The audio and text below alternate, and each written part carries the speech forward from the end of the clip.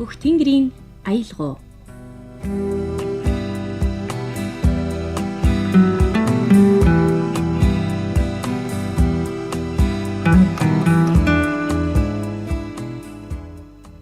Эрхэм таны өнөөдрийн амгалан айлтгаж Монголын радиогийн 70 жилийн ой зориулан явуулж байгаа Хөх тэнгэрийн аялгау дуу хөгжмийн нэвтрүүлгийнхээ ээлж дугаарыг эхлэж байна. Өнөөдрийн нэвтрүүлэгтээ бид Монголын үндэсний радиогийн дуу хөгжмийн албаны программын редактор, радио телевизийн тэргүүний ажилтан, яруу найрагч Төмөрхөөг урьж оролцуулж байна. За тэгэхээр Төмөрхөө гэхээр зэрэг эрэгтэй хүн байж магадгүй гэж ихэнх сонсогчид бодсон байх. Тэгэхээр сонсогч таны сонсох дуртай олон сайхан дууг туйрвсан Төмөрхөө ихч миний хажууд сууж байна. За баярлалаа. Тэгэхээр мэдээж одоо ой болж байгаа болохоор радиогийн хүн болсон тухай, радиогоор овоглох болсон тухай таны сэтгэлдлийг сонсъё. Яг Монгол Улсын их сургуулийн сэтгүүлчийн ангийг төгссөөд тэгээд яг сэтгүүлчийн яг мэргэжлийн ажлаар бол би даган чигээгүй. Хар багасаа л миний найз нөхөд ойр тойрны бүх хүмүүс бол дандаа хөгжим хүмүүс байсан. Хөгжмийн одоо хөгжимчин тий хөгжмийн зохиолч, тийм маяг зохиогч юм хүмүүс байсан учраас одоо тэр хүмүүсийнхаа югаар нөгөө тойрч хүрээлжсэн тэр хүмүүсийнхаа нөлөөгөөр бол тэгээ ер нь хөгжмөл татагдсан үндэ одоо хөгжмөл татагдчих орсон юм байна. Аа. Би тэгээд таныг Төмөрхөөгийн дуунууд гэж ярихаар зэрэг тэгээд хөгжмийн албанд ажилладаг болохоор ягаад чинь хөгжмийн хийдэг хүн байхтаа л гэж боддог байсан. Тэгээд энэ нэвтрүүлэгт орж оролцуулах гад таны дуунуудыг цуглуулж хахад дандаа үгийн зохиосон Төмөрхөө гэж байгаа юм л да. Тэнгүүд нэрээ яруу найрагчүүдээ гээд бас тархинд бууж исэн. Тийм ер нь яг бүр 7 дугаар ангиас эхлээл би яг дууны шүлэг биччихсэн л дээ. 7 дугаар анги хамгийн анх 2 дууны шүлэг бичсэн. Тэрний нэг нь хөгжим шиг гэдэг Бачулангаатай хийсэн дууны шүлэг байгаа юм. Аа энэ дуу маань яаж төрсөн бэ? Яг энэ хөгжмийн шиг бол яг нэг тэр дээр үдч одоо нэг уран өгсөн чулан гэлээсэн шүү дээ нэг тий. Яргуу гэдэг нэг тийм юмтай. Тийм юмд л нэг эмхтэл дотор л энэ хөгжим шиг шүлэг орцсон явж ирсэн юм билээ. Тэгээд тэр Бачулангаа орж үлссэн байгаа. Тэгээд дуу хийчихэд намайг оюутан яг 1-р курст сэтгүүлчийн ангийн 1-р курст байхад бол энэ Бачулангаа надыг бүр зорж ирж уулзаад ийм дуу хийсэн байгаа. Ингээд юу дахны гавьяат их хатар дуулсан гэдэг. Тэгээ чи энэ бичлэгийг үржиж нэг сонсоод үзье чи. Тэгээд очиж сонсч үзсэн хүргэл дуулсан байсан. Тэгээд хамгийн анхны дуу ингэж гарч илсэн. Гэтэ яг энэс бүр өмнө бол уг нь ихэн сэтгэл гэж дуу хийсэн юм байна. Гэтэ тэр бол яг одоохондоо бол бичлэг байхгүй болохоор яг чаргал л та. Тэр бол хамгийн анхны дуу байсан. Тэрний дараагийн дуулын хөгжмийн шиг байсан л та. Зөв. Тэр бол 1981 он байжээ. Энэ дуу төрсэн он бол Дархан хотын залуучууд театрын жүжигчин гэж яг үедээ гавьяат инх бат энэ дууг дуулж исэн байна л да. За ингээд бүгдээрээ энэ дууны төрсэн түүхийн жоохон сонсъё гэж бодож байна л да. 7 дугаар ангийн хүүхэд тэгээд оюутан байхад энэ дуу төржээ. Тэгээд ямар учраас хөгжмийн их шиг гэдэг энэ шүлэг төрвөө? Уу яг одоо тэгээд 7-8 дугаар анги хүүхэд чинь тэгэл яг тий дуу ямар нэгэн дуу сонсох дуртай. Ер нь хамгийн гол нь дуу сонсох дуртай. Ямар нэгэн хөгжим гэдэг юмтай миний амьдрал бүх юм холбоотой байсан учраас тойрон хүрээлжсэн бүх хүмүүсийн ерөөс нөлөө зөндөө орж исэн болохоор тий тэр сэтгэлдээ би буулгаж хамгийн анхын үнийг нэгжсэн л. Тий. За баярлалаа. Ингээд бүгдээрээ ардын жүжигчин Бачулууны хөгжим, Төмөрхөөгийн шүлэг, хөгжмийн их шиг дууг хамтдаа сонсъё. Hãy subscribe cho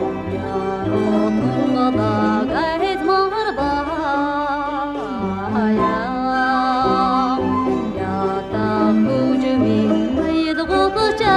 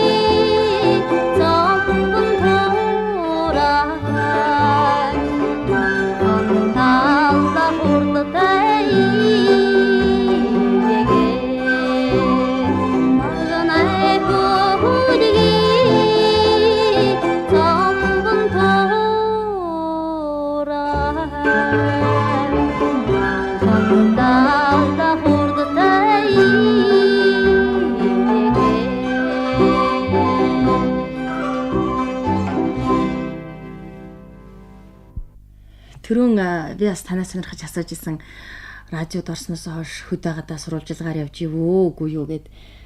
Тэгээд тааж бол ерөөсө хөгжмийн албандаа л ажилласаар. Хөгжмийн албандаа л ажилласаар бол ерөөсө мэргэжлийн ажил бол хийгээгүй л дээ. Тэгээд түрүүн бас ярьсан хөгжмийн их шиг гэд шүлэг. За бас эхийн сэтгэл гэж ярьж ирсэн тийм ээ. Тэгэхээр анх 7 дугаар ангид энэ дууны шүлэг бичижсэн гэд бодохоор их гоё бахархалтай байна л да. Эхийн сэтгэл дуу маань ер нь дуулагдчихсэн үү? Дуулагдчихсан. Тухайн үед мөнгөрхөө хамтлаг байсан. Мөнгөрхөө хамтлагийн ахлагч хөгжмийн зохиолч Зундын Зундар гэж бий. Солирдын чуулгаас нөгөөж гарчаад тийм хамтлаг байгуулжсэн. Тэгээ тэр хамтлагт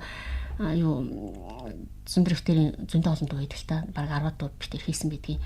Бүхэл нэг удаагийн тоглох концертын хүртэл бараг битэрийн уран бүтээлийн концерт болоод явж исэн удаа байдаг. Өө тийм үү. Гэтэ тэр үед нөгөө үс суртлын юу бол хүнд байла. Тэгээд солин явны галифлитер хамаг гэдэг уран бүтээл нь батлагддаг. Тэгээд тэр үед чинь яг нөгөө битэрийн хийсэн дууны ихэнх хувь нь ер нь бараг 100-ны 70% тийм хүнд рок стилийн дуунууд байсан учраас тэр дуунууд нь бол юм ихэнх нь л тэгэл зөвшөөрөгдөөгүй ер нь тэгээд нэг хил гарч чадаагүй дуунууд байдаг л та. Гэтэ яг би одоо боддгийн тэр үед хийжсэн сайхан дуунууд бас байсан. Одоо би нэг 5 6 дуу бол би ямарч байсан. Сэргээ гэсэн тийм бодол байдаг. Тэг хэрэгтэй шүү нэрээ. Дуу гэснээс радиогийн фондод таны 15 6 дуу байна лээ. Бас хайж үзчихийла, шүүж үзчихийла. Ер нь бол нэг 20 гаруй дуу танд байдаг гэж ярьж исэн. Тиймгээд нилээд олон дуутай юм байна.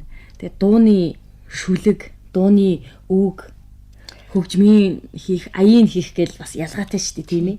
Гэтэ ер нь дууны шүлгийг аялгаунд тааруулж хийх нь арай амар байдгийг. Зүгээр ингээд бичих бол бас нэг өөр шүү дээ. Аялгаунд сонсоод хийх гэдэг бол хамаагүй өөр байдаг.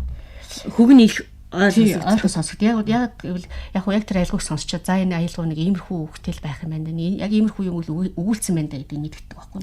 Тийм болохоор дууны шүлэг гэдэг бол ер нь яг бодоход дууны шүлэг гэдэг бол яг яруу найраг тийм найраглал яруу найраг юм бол хамгийн дээд төрөл. Хүний сэтгэлээс хамгийн их ариусч гардаг юм бол дууны шүлэг гэдэг. Одоо бол тэгээд дууны шүлгийг чинь их сайн чадаж хийдэг хүмүүс чинь их цовруулж тэгээд дууны үйл хийдэг болж тий. Дууны шүлэг үл яг тийм л юм шүү дээ. Хүний хамгийн сэтгэлд байгаа ариун нанд юм ингээд үгээр илэрхийлж гаргахдаа хамгийн гол нь яруусна ариусна гэдэг чинь хамгийн байхгүй тийм нэг л дууны шүлэг болгож гаргаж чадчих байгаа байхгүй. Тийм болохоор дууны шүлэг чинь тийм л юм бид юм чинь. Таны аялгау сэлгэлсэн өглөө гэдэг. Дуу байдаг жаргал сайхны хөгжим. Том жагагийн хөгжим шүү дээ. Том жагааг дээр ч бас хар багын л бас нийлж хүн нийлжлээсэн л та. Жаргал сайхан хөгжим сургууль төгсөөл тэгэл эхлээд Баян Монгол чуулгад хөгжимч юм байсан, гитарч юм байсан. Тэгээд тэр үеэс л бараг бит хоёр уран бүтээл хамт хийжсэн. Тэр энэ аялгау сүлсэн өглөөгийн өмнө хийсэн дуу гэдгийг хоёулаа дуулыг бас нэг дуу гэдгийг. Тэр нөгөө солирдын чуулгын юм хамгийн анхны юм нөгөө нэг Орсын мелоди буст хийсэн тийм пянсан дээр хэвлэж гарсан байдгийг. Тэр дуу хоёулаа дуулыг нандин цэцэг хин урамчин хоёр. Тэгээд яг энэ аялгау сүлсэн өглөө бол яг бид хоёр бол 80-ад оны үед хийжсэн дуу л та. Тэгээ яг их нутгийн өглөө үед арай өөр тийм юутай байсан байхгүй юу? Шүлэг нь өөр байсан. Яг тэр шүлэг нь болохоор яг бүр тухайн нутгийн нэг тийм өглөө болж байгаа нэг хэсэг тийм юутай байсан байсан. Яг би шүлгээ яг тэр үед их яданхан битсэн байсан санагддаг. Тэгээ сүүлд нь хожим хойно би томж байгаахдаа тааралдаа хэлсэн. Одоо ингээд тэр дуугаа би дахиад өөр болгомоор байна гэт ари өөр бүр өргөн утгатай тий ингээд бүр бүлэгт Монголынхаа эх орны өглөө бүр Монголоор оруулсан тий говь тал хангаан ордог дөрвөн улирал нь ордог тий яг тийм өглөө болгомоор байна гэж ярьсан чинь үгүй яг хамаагүй хоёул тэгээд хийгээд үзье гэсэн. Тэгээд шүлгийг хийсэн яг аялгаунд нь тааруулаад яг өөрөө би аялгауг мэдчихсэн учраас аялгаунд тааруулж хийх бол хамаархан байсан. Тэгэл аялгауг дахиж юу сонсоол шүлгийг дахиж өөрчилж хийгээл тэгэл энэ аялгау сүлдсэн өглөө гэсэн дуу тавьсан. Хамгийн гол нь яагаад аялгау сүлдсэн өглөө гэж байгаа юм гэвэл би өөрөө Монголын радиод ажиллаж байгаа. Манай радио бол төрийн дуулаар эхлэв. Төрийн дуулаар дуустдаг. Тийм учраас аялгау сүлдэлж өглөө хэлдэг учраас би аялгау сүлдэлсэн өглөө гэж.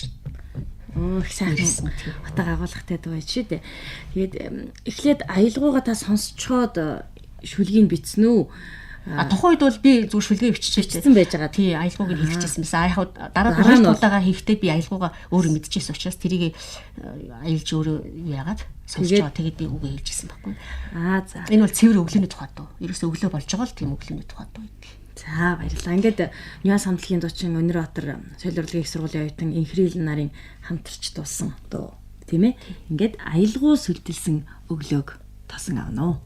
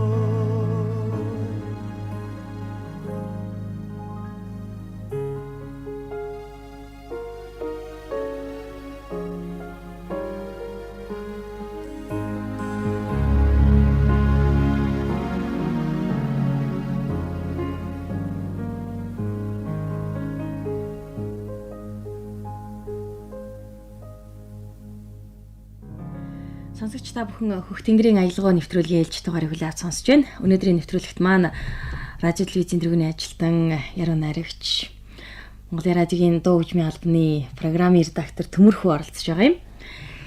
Тэгэхээр сонсогчд маань сайн мэдж байгаа. Таны талын амтай ээж гэж дууг. Манай зохиолын дууны наадам гэж байдаг шүү дээ. Тэгээ энэ наадамд удаа дараа бас нэлээд амжилттай оролцож исэн дууны нэг бол талын амтай ээж. зарим сонсогчдод бас уцаар ярьжсэн л да. Ямар хөөрхөн айтайм бэ? Ямар сайхан дуу вэ? Наад дуу гэж чинь дахиад сонсож болох уу гэд. Тэр тоолонд бас баяртай харгалтай байдаг л да. Манай төмөрхөгчийн дуу штэ гэж бодоод амрагчмаар санагддгийн. Нугаад яг уу. Тэгэхээр энэ дуу Морин хуур 2003 наадмын шилдэг 25 дуунд багтжсэн тийм ээ. Тэгээд бас их онцлог дуу санагдаад байгаа юм л да. Уран бүтээлчт нь бүгдээрээ эмхтэй. Тий. Энэ дуу яг анх ингэж төрсөн юм л да. Тэгээ би нөгөө Аядан студийн замд бүрөвтэй уулзаад явж исэн чинь энэ төмөрч чуулгын хоёр нэргүй хоёулаа орж ирсэн юм. Тэгээ замд бүрээс нэг дууны бичлэг аваад гарахад замд бүрөвт намайг танилцуулсан байхгүй юу. Монгол радио хөгжмийн редакц тайлдаг юм аа. Төмөрхүү гэдэг юм байдгийн бас дууны шүлэг мөлөг бичдэг юм гээд. Тэгсэн чинь танилцсан чинь би тань дээр очно гэдгсэн. 7 хоногийн дараа өрөөд ирсэн нэргүүн, дуучин нэргүүн өрөөд ирсэн. Тэгээ урж ирээд төмөрхөгч та энэ аялгауг сонсч аваад яадаг. Би нэг ийм манай төмөрч чуулган концертмейстер нэргүү хийсэн аялгауг нь дууг нь би дуулна гэж байгаа юм. Тэгээ шүлэг нь ингээд урд нэг шүлэг авсан байсан. Тэр нэг аргалж авсан ээж ингээд тонголзоод юу ч шиг нэг тийм нэг олигтой нэг шүлэг гэдэг тийм үг нь олж өгөө. Үг хэрэг нэг тиймэр хүүхтэй болоод энэ та нэг энэ юунд сонсч байгаа та нэг юу яагаад гэж үг хийгээд хийчих гэсэн байхгүй дууны шүлэг хийгээд. Тэгээд явсан хойно нөгөөдгийг сонсч үзлээ. Сонсоод үзсэн. Яг өөрөө бол ээжийн тухайд үг гэдэг юм. Тэ? Ээжийн тухайд амьдт нь ээжтэй нэг ээж минь бас бие муугаа. Тэгээд амьдт нь ээжтэй бас нэг зориулдаг нэг таан дуугчмэр. Дуулчмаар байна. Тэгээд нэг аятайхан нэг тийм шүлэг тань хийгээд өгч гэсэн. Тэгээд аялгауг сонсоод үзсэн. Аялгауг нь нэг тийм бүлээн тийм дулаан их тийм гоё дотн тийм аялгау байсан. Тэгээд аялгауг сонсоод байхад ээж чарагдаад одоо ингээд тал чаргаал носдоггүй ерөөсөн энэ их талтай тийм л юу юм та яг бас ээж дангаараач бас биш юм байна гэж бодож ирсэн. Тэгээ өөрөө дэртэн би хэллээ нэг тал ээж хоёр хоёулаа зэрэг харагдаад энэ одоо тал оруулж аваад хийчих үү гэсэн чинь та өөрөө сэтгэлсэн яг тэр юугаараа танд ямар сэтгэл төрсөн яг тэр үрэл хийчих гэсэн. Би шүлгийн нэг 3 хоногийн дараа л хийсэн дээ. Хийгээд тэгээд хурц идүүрээ шүлгээ сонсч үзсэн, айлгуун сонсч аваад тэгээд шүлгээд харуулад хоёулаа сонсч үзсэн. Тэгээд энэ чинь болсон байна. Энээс илүү яах юм бэ? Яг энэ үл яг болсон юу гэдэг. Сэтгэл хангалуун байсан. Сэтгэл хангалуун тэгээд явсан. Тэгэл удирч хөдөлгөө дууга нөгөө майдер дээр очиод бичүүлээ тэгээд аваад ирсэн. Тэгээд сонсч үзсэн чинь нэр аяг баятаан дуу болсон юм шиг санагдав. Дуу чинь дуулаад амжилуулна гэдэг чинь өөр юм ба шүү дээ. Тэгэлгүй яах вэ? Тэгээд энэ дуу гарсан. Хамгийн гол нь эмэгтэй уран бүтээлчдийн хамгийн анхны дуу байсан. Бүгдээрээ эмэгтэй хүмүүссэн. Нэргүү гэдэг төмөхийн концертмейстер хүүхэн маань чинь эмэгтэй хүн, дуулсан дуучин чинь эмэгтэй хүн. Тэгээд шүлгийн зохиосон би ч бас эмэгтэй хүн бас учраас ингээд 3 эмэгтэй хүний сэтгэлээс гарсан тийм дулаан бүлээн юутай дуу болоо гэж би дотор боддгийг. Тэгэл яг анх сонсож байхад бас их тийм зөөлөн химнэлтэй тэгээд их уяралтай сонсогдчихсэн. Нэрээ одоо бодоход дандаа эмэгтэй уран бүтээлчтэй жээ. Та түрүү хэллээ энэ дууг бол аялгаугийн сонсоод шүлгийг бичсэн гэдэг. Аялгаугийн сонсоод бичсэн дуу таны бүтээл дотор ер нь зөнгөө үз. Ер нь ихэнх нь л аялгауд сонсож бичсэн дуунууд байдаг та. Ер нь нэг л дээр би ярьжсэн мөнгөрхийн амлагийн ахлагч те. Тийм. Хөгжмөн цохол зөндартай нэлээд олон дуу гэсэн. Тэр дуунуу ихэнх тал хэсэг нь бол ер нь дандаа аялгаунд нь тааруулж хийсэн байдаг. Аялгаунд тааруулж хийгээд арай л амар байдгийг. Тийм. Түрүү та бас хэлжсэн аялгауг нь сонсохоор өөр ирэхгүй ингээд хөглөгдөд явчихлаа гэд тий. Үсэндээ харагдаж байгаа юм чинь. За ингээд сонсогчдаа бүгдээрээ Төмөрхүүгийн шүлэг нэргүүн хөгжим төмөйг чуулганд орчин нэргүүн дулсан талын амтай ээж дууг сонсож тал нутаг хайртай ээж яваадцгаая.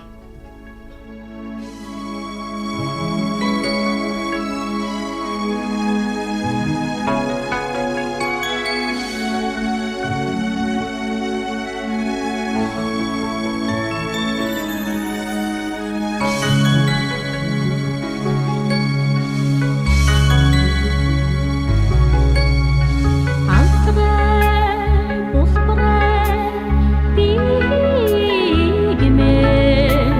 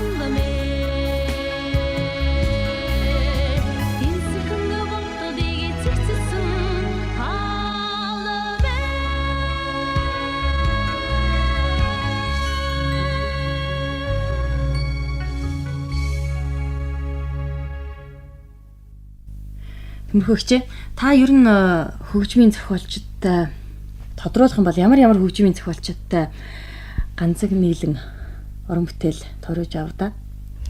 Яг олон хөгжмийн зохиолчдод төрсөн л да. Ер нь дуу хөгжим гэсэн агуу ертөнц рүү уруу татаж оруулж одоо хэрэн амьдарч амьсгалахад минь тус тийм болсон бол ер нь би Зундрал гэж боддог. Зундрал яг тийм хүн байсан. Тэгээд Зундраас гадна тэгээд хөгжмийн зохиолч том жаргал сайхан байна тий. Голч жаргал сайхан. Тэгээд хөгжмийн зохиолч Дондгийн цогц сайхан байна. Бид тэр бас хамт дуу хийжсэн. Тэгээд ард түмшин Бачулуу, Нэргүй. Тэгээд Гомсрынгийн их хоёр гихмшлэн ингээд хөгжмийн зохиолчтой бол хамтарч бие хийжсэн. Тэр хүмүүстэй хамтарч уран бүтээл төрөхөд мэдээж хөгжмийн зохиолч болгоны арга барил өөр байгаа шүү дээ. Тэр болгонд бас нийцүүлж бичнэ гэдэг бол шүлэгчж байгаа хүнээс нэлээд бас авьяас чадвар шаардах юм болов уу гэж боддгийг. Тийм л дээ. Бас дууны шүлэг гэдэг чинь дандаа гэгийн талаас нь бас амьдралыг харуулж болохгүй л дээ. Бас гэгийн биш жоохон тийм сүүлрэлтэй талыг харах хэрэгтэй юм билээ. Надад Дондгийн цогц сайхан нэг тийм аялгаа сонсогч ирсэн юм. Би л буруутай гэдэг дууны тухай ярих гэж байна да. Би л буруутай гэдэг ингээд аялгауг сонсоод бол нэг буруугүй мөртлөө буруутан болцсон тийм хүний юу гэдэг л амьдрал бол юм амьдралын ээдрэг гэдэг чинь сонь шүү дээ тий. Одоо ингээл яг тэр ийм шүлэгтэй байдгийг. Газар нь тэнгэрээ өргөдөг амьдралын гал нь усаа захирахгүй тавиланда ганцхан биел буруутай. Зөөлн хатууга уйсгадаг мөртлөө зөвгөн бурууга гүйцэхгүй заяанда зөвхөн биел буруутай. Хаврын намраа оролдог амьдралын хайр нь хайраа даахгүй тавиланда харин биел буруутай.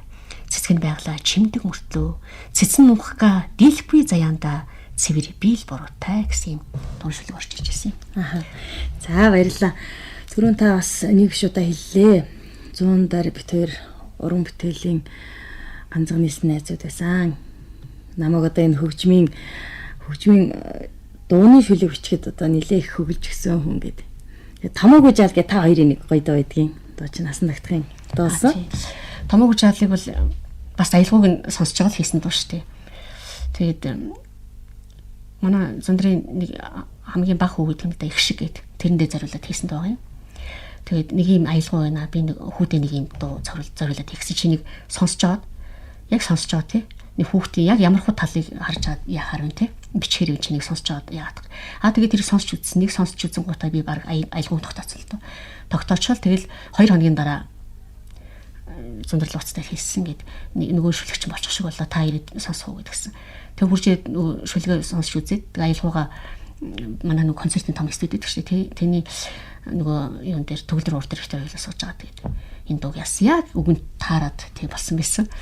Тэгэхээр зэрэг баярлал тий би хүүхд ямар ч байсан би хүүдээ хөөрхөн зориулсан дуутай болчлаа гэж баярлаад би ч бас өөр олон хүүхдүүд юм шүү дээ. 5 хүүхд хийж байгаа. Тэгээд энэ томоогүй жаал гэсэн дуу төрсөн да. За баярлалаа.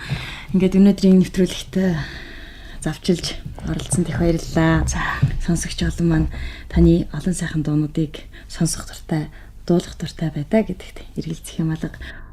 Цаашид ухаарлтай, уяралтай, хөнгөн хөгжилтэй олон сайхан дуунуудыг бүтээн төргөнө гэдэгт найдаж байна. Ингээд бүгдээрээ Монгол Улсын гавьяа жүжигч Насан дагтахын дуулсан 100 дарын хөгжим Төмөрхүүгийн шүлэг Томоогүй жаалбаг хамтдаа сонсъё.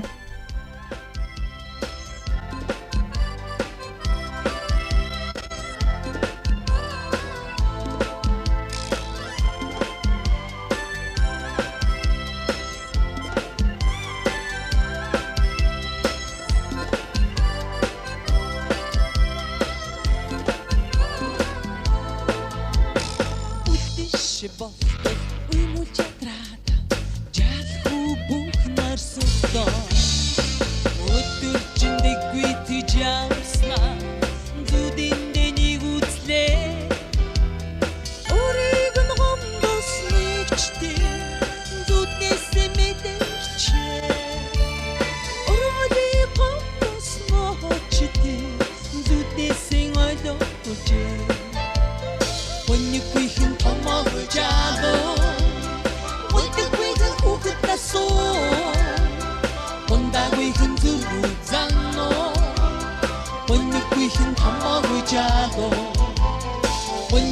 хэн томоогүй жаадо өдөргүй хэн хүүхэд насоо ондаггүй хэн зүрхүү заано ойноггүй хэн томоогүй жаадо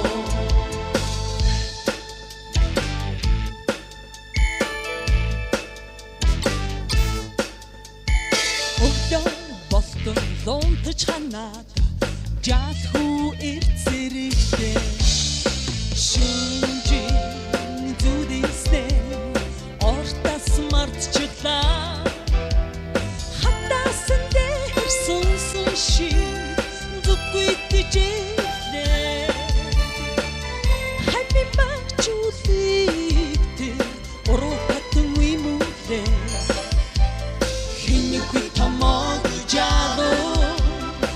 Сужиггүй инэн насоо хитрүүлэггүй зүрхүү заано хинэггүй тамаагүй жаадо хинэггүй тамаагүй жаадо хисужиггүй инэн насоо хитрүүлэггүй зүрхүү заано хинэггүй тамаагүй жаадо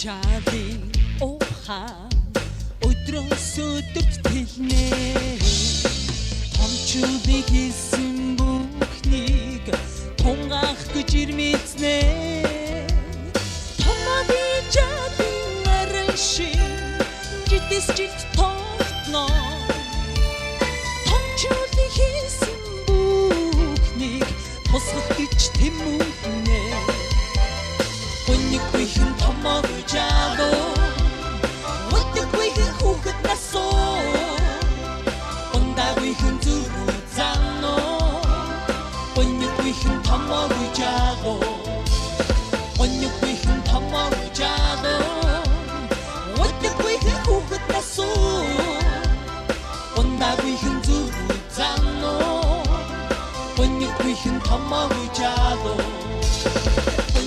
хэн томоогүй жаадо өдөргүй хэн хүүхэд насоо ондаггүй хэн зүрхүү заано өнөхгүй хэн томоогүй жаадо өнөхгүй хэн томоогүй жаадо өдөргүй хэн хүүхэд насоо Завгаар нэвтрүүлгийн цаг дуусч байна. Өнгөрсөн бүх хоронд бидэнд хамт байсан эрхэм танд баярлалаа. Нэвтрүүлгийн найруулагч Саран Гэрэл, хөтлөгч редактор Амар Заяа.